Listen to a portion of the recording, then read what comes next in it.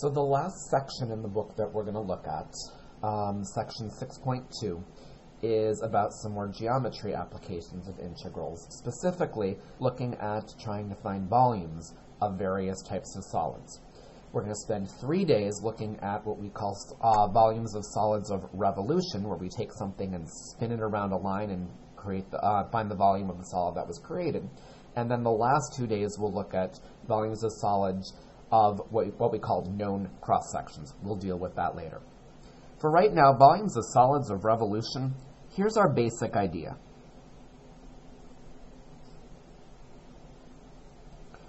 Let me draw a little region over here. Let's say we're looking at something that looks like this, or whatever. Got some region bounded by a function in the x-axis. I'm going to take a region.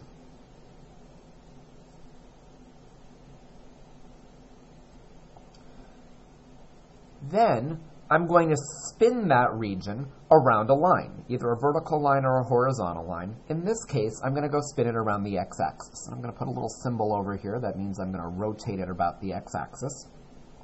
Second thing I'm going to do is spin that region around a line. And we are only going to focus on vertical lines or horizontal lines. And actually today we're only going to focus on the x-axis just to get used to these ideas. And that will create some sort of three-dimensional solid. And our goal is to find the volume of that solid.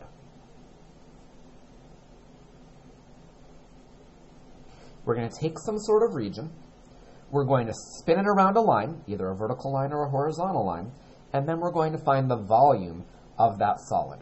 So the first thing I want you to do is sort of picture what it would look like if this region were spun very quickly around the x-axis to create a three-dimensional shape. Now, if we were in class, I have a really cool demo that I would show you. I would pull out my handy-dandy power drill and actually spin this region around the x-axis. And I tried that from home and it didn't look quite as good. But I do have a little computer demo that I'm going to show you. So hopefully this will work. Let me see what I can do.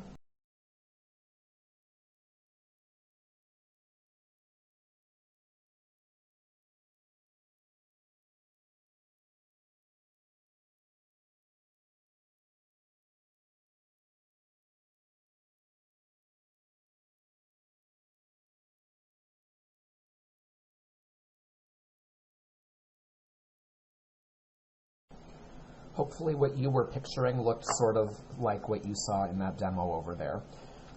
There are two methods of dealing with this that we need to look at. And the first one is called the disk method.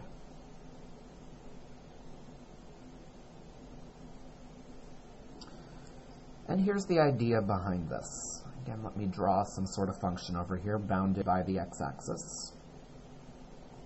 I'm going to call this function f of x.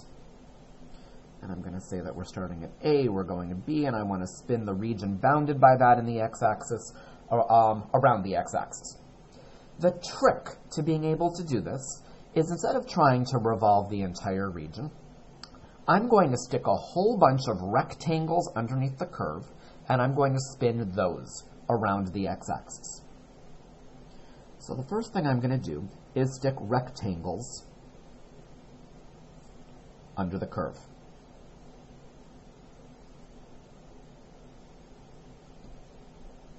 Stick rectangles under the curve. So here's one, and there's one, and there's one, and there's one, and so on. And the idea is, ultimately, we'll have infinitely many rectangles, and they're going to be infinitesimally wide, and all of that. And then, we're going to spin the rectangles around the axis. Spin the rectangles around the axis.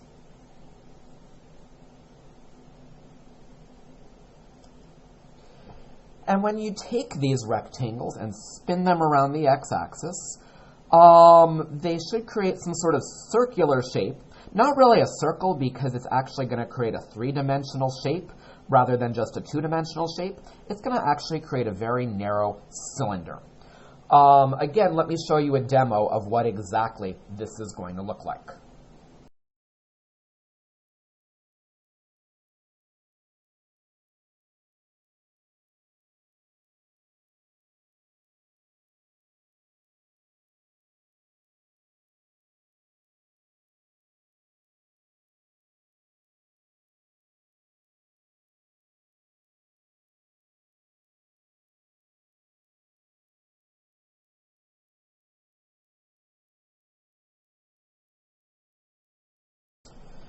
So spinning one of those rectangles around the x-axis creates a little disk, really a cylinder. I'm going to say it spins them around the x-axis. It creates a cylinder, which we're really just going to call a disk. And I know how to find the volume of a cylinder. Volume of a cylinder is just pi r squared h, area of the base, times how tall it is. Now, I just need to figure out, for one of my little rectangles, what exactly will be the radius and the height of the cylinder that it's creating. I think that the height of the rectangle is going to correspond to the radius of our cylinder. Again, think about spinning that rectangle around the x-axis. The height of this thing becomes the radius of the thing that's spinning around the x-axis. I'm going to say that my radius, and what's the height, by the way, of any particular rectangle here? Well, it's just the height of the function. My radius is just, you can't see that, my radius is just f of x. Now, the height of my cylinder, really like the width of my cylinder, the thickness of my cylinder, very, very, very, very small. It's the width of this little rectangle here, which again is going to get very, very, very small. We're going to say it's like delta x, which for calculus purposes we can say is basically like dx.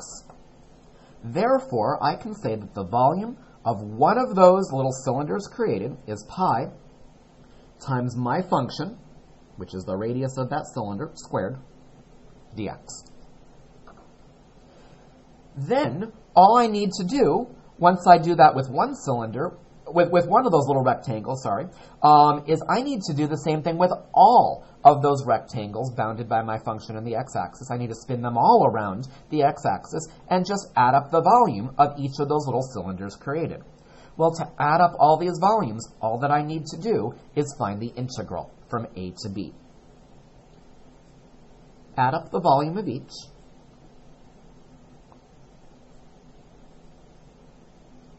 And I'm going to do that by just doing the integral from a to b of that thing.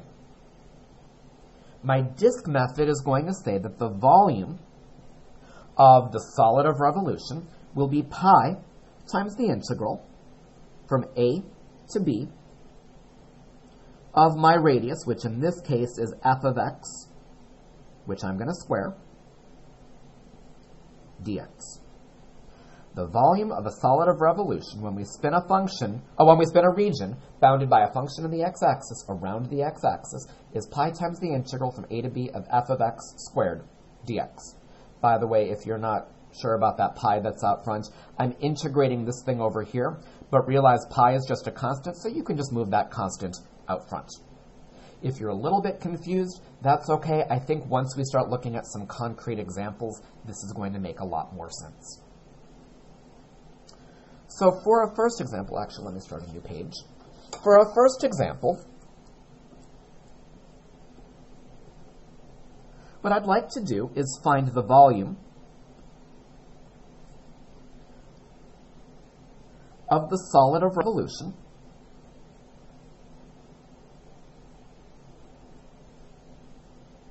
can't see that, sorry. Find the volume of the solid of revolution formed by revolving the region in quadrant 1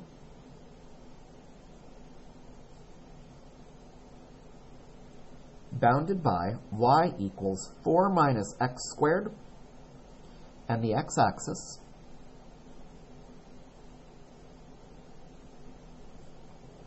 about the x-axis.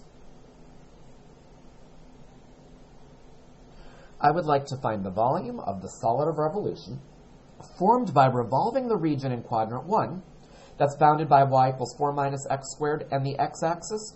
I want to spin that around the x-axis. First thing we need to do is get a pretty good picture of this region. Most of these we'll probably go to the calculator for, but I feel like this one you probably should be able to sketch by hand. Really, I'm just going to go plug in some points. You should realize this is going to be an upside-down parabola. If you plug in 0, you're going to get 4. And plug in 1, 4 minus 1, you're going to get 3. Plug in 2, 4 minus 2 squared. 4 minus 4, you're going to get 0. Plug in negative 1, you get 3. Plug in negative 2, you get 0. And I've got my parabola over here that I'm going to spin around the x-axis. I am only focusing on the part in quadrant 1, so I'm just going to focus on this part over here. And I want to find the volume of what happens when I spin that around the x-axis. Now, before we do this, please try to picture what that's going to look like if we spin it around.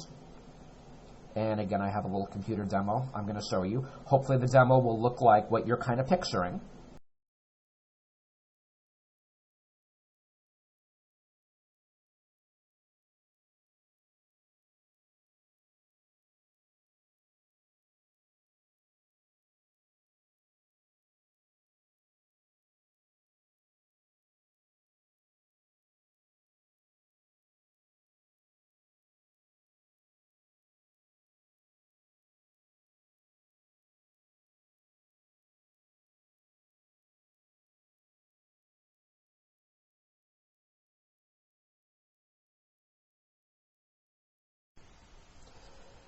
So now we're going to work on finding the volume of the solid we've created.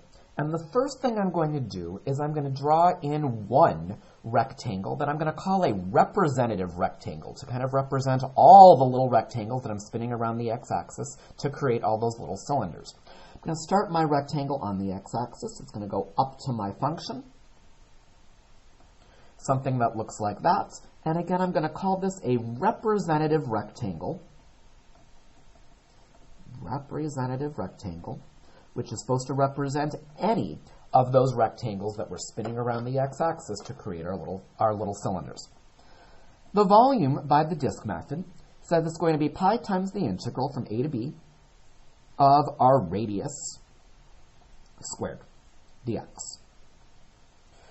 Well, pi times the integral, our radius, the radius of one of those little disks, the radius of one of those little cylinders, is just the height of this rectangle.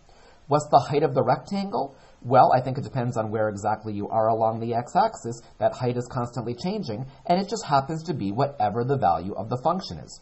If you're at 0, for example, the height of your rectangle would be 4 minus 0, would be 4. If you're at 1, for example, the height would be 4 minus 1 squared, or 3, and so on. And in general, we can say that the height of our rectangle is 4 minus x squared. That's going to be my radius. And because it's pi r squared times the height, I'm going to square that radius, 4 minus x squared, squared dx. Then, our limits of integration will just be the x values over which are appropriate for this region. This region starts at an x value of 0, ends at an x value of 2, so I'm going to integrate from 0 to 2. This is certainly something that you could FOIL out and integrate by hand using all of our integration rules. I think it's okay, though, if we just go straight to the calculator. Go to the graphing calculator, do your FN int stuff, and see what you can get.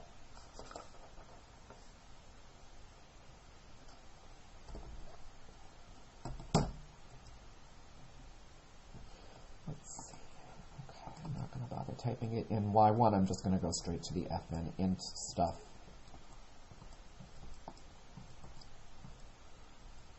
I'm not going to include the pi when I go to the calculator. I'm just going to do the rest of the stuff, and then when I'm done, I'm just going to tack a pi onto my answer. So my calculator is looking like 256 over 15. I'm going to say this is 256 pi over 15. And that's the volume of the solid we created when we spun that region around the x-axis. Let's do one more of these. Not going to bother writing out all the directions. We're just going to focus on the region bounded by y equals 1 over x equals 1, x equals 3, and y equals 0. And again, we're going to spin this about the x-axis. We're going to look at the region bounded by y equals 1 over x equals 1, x equals 3, y equals 0, about the x-axis. We need to sketch the region. 1 over x, maybe, hopefully you remember that from the summer work with the, I don't remember how many graphs you had to kind of know what they looked like, but 1 over x should look something kind of like this. X equals 1 is a vertical line at x equals 1. Whoops. X equals 3 is a vertical line at x equals 3. So this thing over here is the region that I'm going to go spin around the x-axis. Again, please try to picture what that looks like, and I'll show you a demo.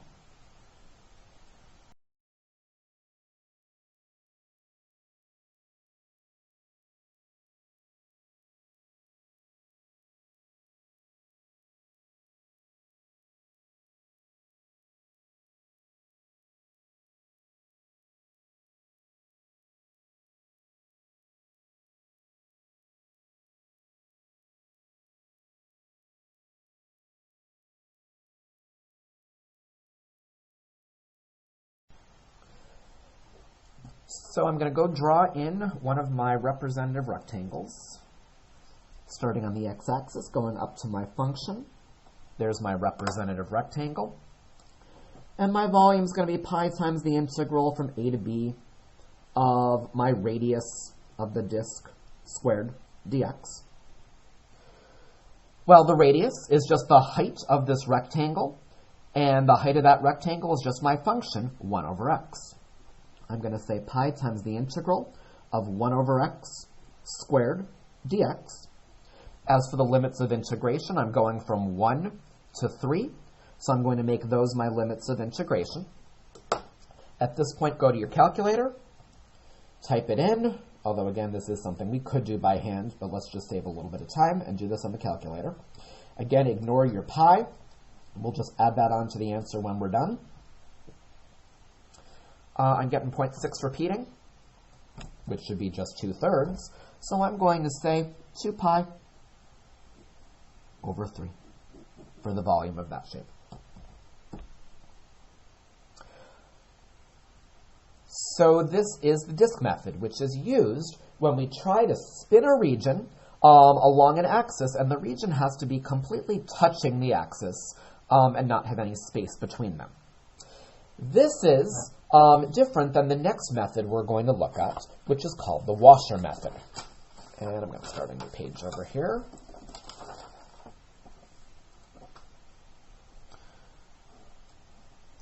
Come down here. Okay, the washer method. You'll see where that name comes from in a moment. But what I want to do here is take two functions, one that I'm going to call f of x, and another that I'm going to call g of x. And I want to spin the region bounded by those two things around the x-axis. We're going to spin that region around, in this case, the x-axis, but in general, just any sort of axis.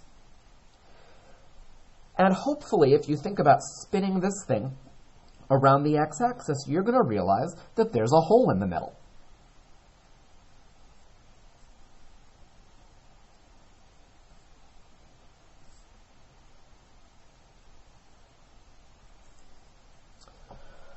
Again, try to visualize that thing, and I do have a computer demo I'm going to show you.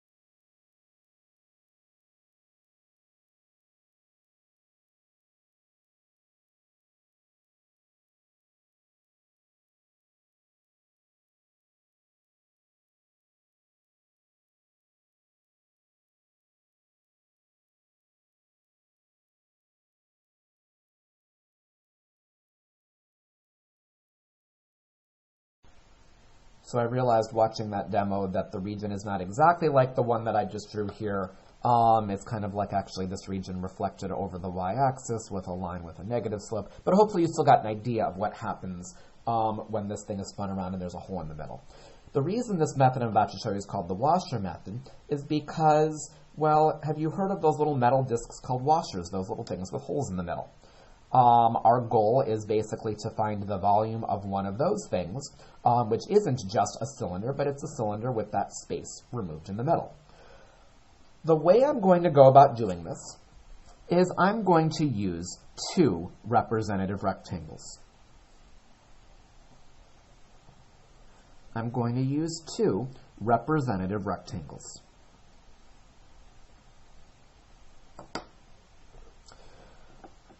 The first one is going to start on the x-axis, the line we're spinning around, and go to the furthest away function. Now I have two functions over here, g of x and f of x. G of x is closer, f of x is further away, so I'm going to make this rectangle go all the way to my f of x function.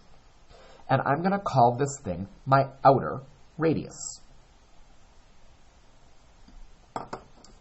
The volume of a cylinder created by that rectangle over there is going to be pi times, in this case, f of x squared dx, and that is my outer radius.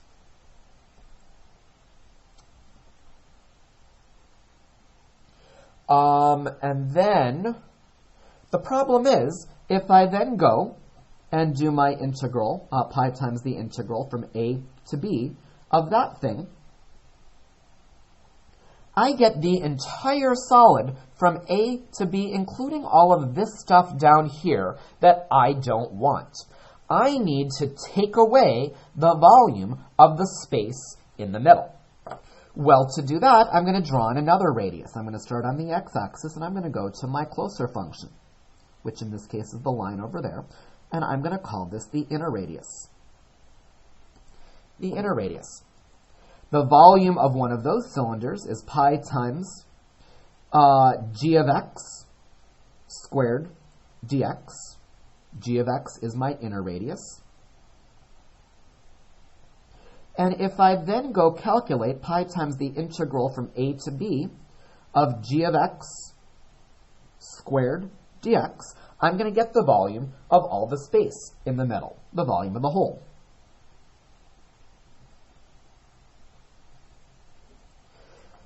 To find the volume of the actual solid that I'm creating, I'm going to take the volume created using the outer radius, which was a little too much, and I'm going to subtract the volume of that hole in the middle.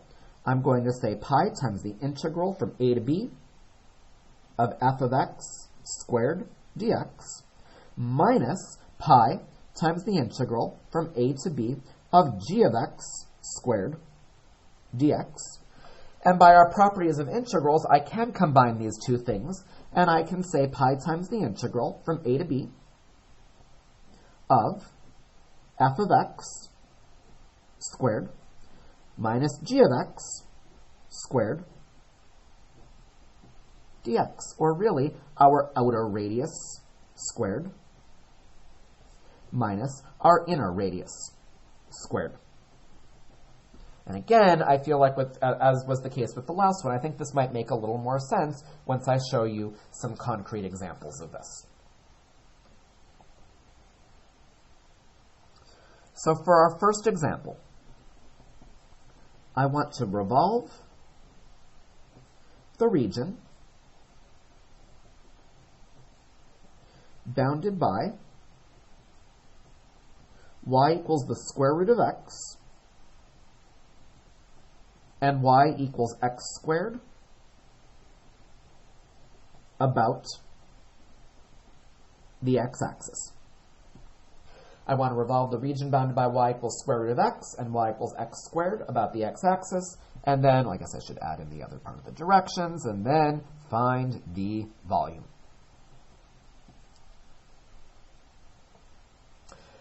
Of course, the first thing that we should do is graph this. And y equals the square root of x. Looks like that. y equals the square root of x. And then y equals x squared, well, that's a parabola, which should look something like that. So this is the region I'm going to spin around the x-axis. Graph them on the calculator, do second calc intersect, or realize these things are just going to intersect by plotting points at 1, 1, 1, 1, and also 0, 0. I know this is going to involve the washer method because this region is not flush against that line that I'm spinning it around. There's space between them. And anytime there's space between the region you're dealing with and the line we're spinning around, we need to use this washer method. Okay, so before we do this, try to picture what this thing is going to look like. And again, I have a computer demo of this.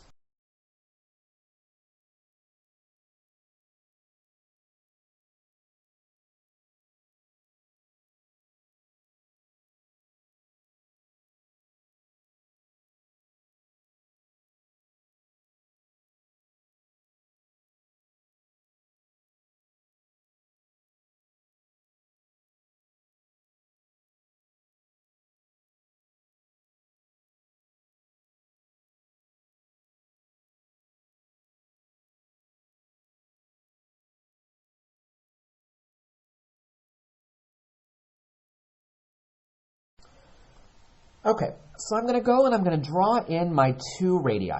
They're both going to start on the x-axis, and my outer one is going to go from the x-axis to the furthest away function. I've got the parabola over here, I've got the square root function over there. The one that's furthest away is the square root, so my outer radius is going to look like this. My inner radius is going to go from the x-axis to the closer function, which in this case is the parabola, so it'll look like that. And I'm going to set up my formula in general, and I'm going to say v equals pi times the integral from a to b of, well, whatever our outer radius happens to be, squared, minus the inner radius. By the way, the reason that I keep talking about it like this in terms of the radius rather than just f of x and g of x is because it's going to make it easier to transfer these ideas over to when we spin things around the y-axis, and then when we go and spin things around other horizontal and vertical lines. So I do want to kind of stick with this language for right now. So the outer radius. Well, the outer radius is the height of this rectangle over here, the one that goes from the x-axis up to the square root function. And I think that the height of that is just square root of x. So I'm going to say the square root of x squared. The inner radius is going to go from the x-axis to the closer function, which in this case is the parabola. My inner radius is x squared, which again, I'm going to square. And as for the limits of integration, well, my lowest x value is 0, my highest x value is 1, so I'm going to make those limits go from 0 to 1. You could go straight to the calculator and type this in as is, but I think I do want to clean it up a little bit because it might make the calculator go a little bit faster, plus it's not difficult to clean this up. Square root of x squared is just x. X squared squared is x to the fourth. Go to the calculator and integrate that thing. Again, leave the pi out, and when you're done, just kind of tack a pi onto the answer. Getting 3/10, so I'm going to say that this is 3 pi over 10. And that's the idea with the washer method. I have one last example that I want to show you, and I posted this one on my website. This was an AP question taken from back in 2002. If you can take a moment, go to the website and take a look at that example, either print it out or just sort of look at that and make some notes of it. Going to get that over here.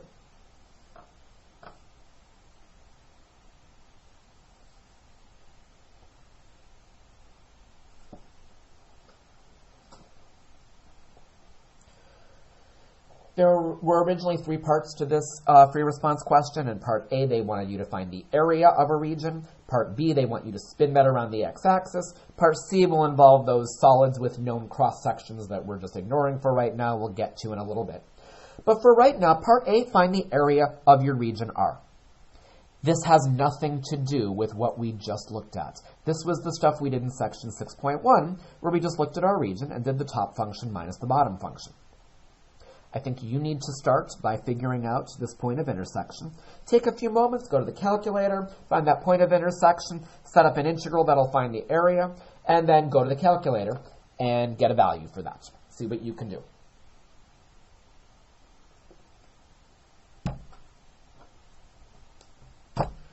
They won't intersect, by the way, at a nice number. That's okay.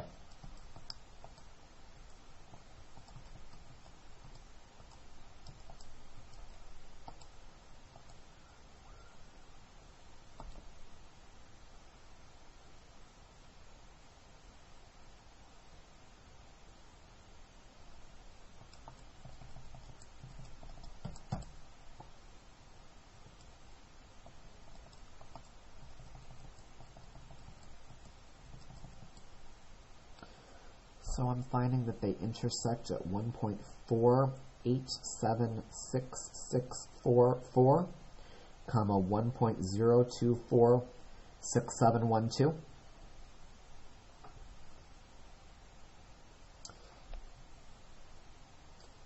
Area, well, my region goes from 0 to 1.487664. Top function in this case is the line.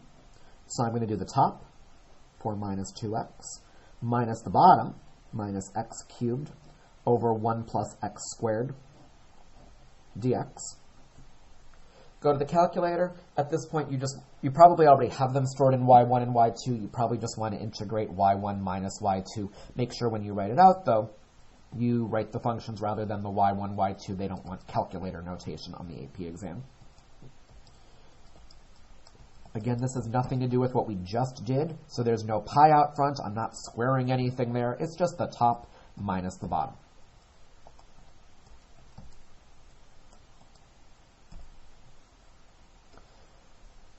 And when I do that, I'm getting an answer of about 3.21456. That's going to round to 3.215 for the area of that region. Next thing we need to do is we need to spin that around the x-axis. Before we do this, try to picture what that's going to look like.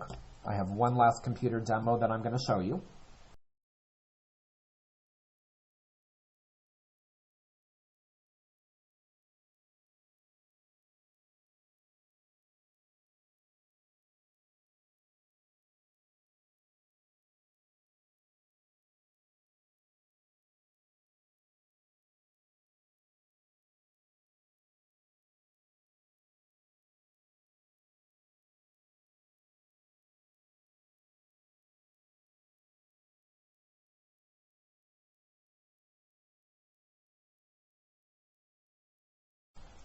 So hopefully you could first look at this region and realize it's a Washer method problem because there is space between the region and the axis we're spinning it around.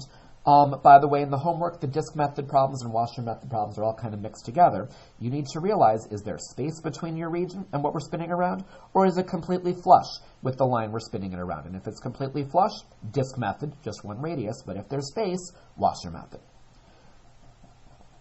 So my outer radius is going to start on the x-axis and go to the further away part of the region, which in this case is going to be that line. That's my outer radius. My inner radius is going to go to the closer part of your region, which is the rational function over there. So those are my two radii.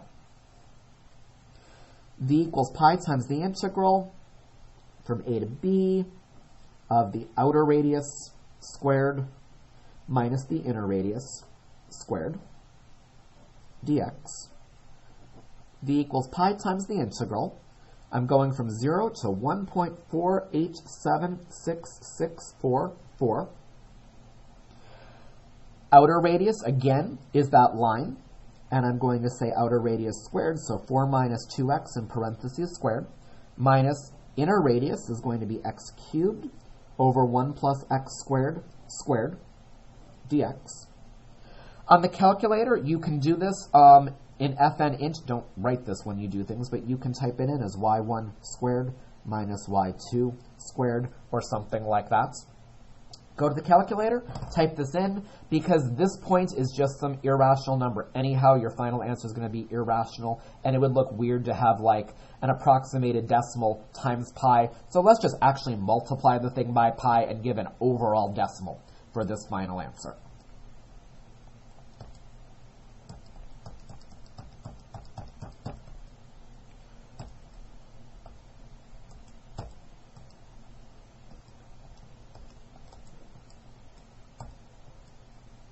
So I'm getting 10.149 times pi, and again, since this was just an approximation, why don't I just actually multiply that thing by pi and end this problem with 31.885 for my volume. I hope this made a little bit of sense. See what you can do with those homework problems. And we will go through this stuff on Tuesday. Bring questions to that Zoom session. We're going to talk Tuesday at 2 o'clock. And I'll clarify any of this that needs some clarifying at Tuesday at 2. Thank you. See you Tuesday.